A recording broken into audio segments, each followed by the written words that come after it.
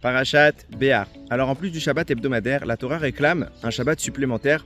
Cette fois, nous ne compterons plus les semaines en termes de jours, nous compterons les semaines en termes d'années. Ainsi, une fois tous les 7 ans, à l'image du Shabbat dans la semaine, la Torah réclame à ce que notre terre puisse se reposer. En effet, la notion du Shabbat impose à l'individu de se reposer à titre personnel, de se déconnecter de la matière, mais également à toutes ses propriétés, aussi bien animales que tous les terrains qu'il pourrait avoir, les champs dans lesquels il aurait pu faire de l'agriculture.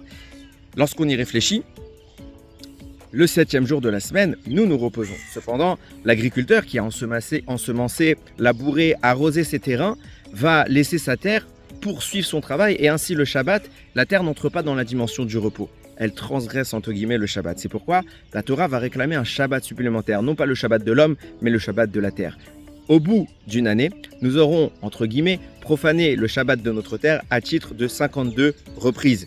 C'est pour ça, quand on répète ce cycle au bout de 6 fois, on a 6 fois 52 Shabbats dont la terre n'a pas pu profiter. Ça nous fait un total de 312 Shabbatot que la terre doit maintenant rattraper. C'est pourquoi, au bout de 6 ans, la Torah réclame un Shabbat au terme de l'année, la Shemitah. Lorsque nous comptons tous les jours de semaine que nous devons rattraper, eh bien nous avons précisément 6 jours de semaine par semaine, multiplié par 52 semaines pour le Shabbat, ça nous fait bien 312 Shabbatot que la Torah a loupé pendant 6 années où la terre n'a pas pu profiter du Shabbat, eh bien elle va rattraper cela pendant les jours de semaine de la Shemitah. Le Shabbat n'a pas besoin de se rattraper puisque c'est déjà Shabbat, et donc pendant les 6 jours de la semaine de la Shemitah, nous récupérons tous les Shabbats des 6 années précédentes dans laquelle notre terre ne s'est pas reposée. Mais ça ne suffit pas. Pourquoi ? Parce que la Torah elle-même en parle. La terre, pendant les années de la Shemitah, va poursuivre son travail spontanément. Il y aura des pousses, ce qui signifie que pendant chaque Shabbat de la Shemitah, encore une fois, le problème se repose et la terre n'est pas en repos.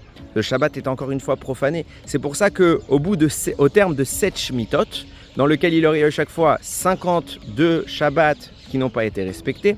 Donc multiplions 52 fois 7, ça nous fait 364. C'est pour cela qu'au terme des 7 Shemitot, Akadosh Baruch Hu réclame une autre dimension du Shabbat qu'on appelle le Yovel. La 50e année, la terre doit se reposer intégralement pendant 354 jours, voire plus en fonction du temps de l'année. Et à ce moment-là, les Shabbats des Shemitot qui sont passés que nous n'avons pas pu respecter au niveau de la terre sont bien rattrapés et la terre retourne dans sa dimension première, celle de la Briat Haolam. La 50e année, à l'image du 50e jour du Homer qui est celui de Shavuot, n'est pas un moment où nous travaillons, c'est le moment où le divin descend du ciel pour s'imposer à nous. Nous avons fait le travail qui nous conduit jusqu'à cette dimension-là et Akadosh Baruch Hu se manifeste et quelque part il remet la création dans son état originel, celui du premier Shabbat de la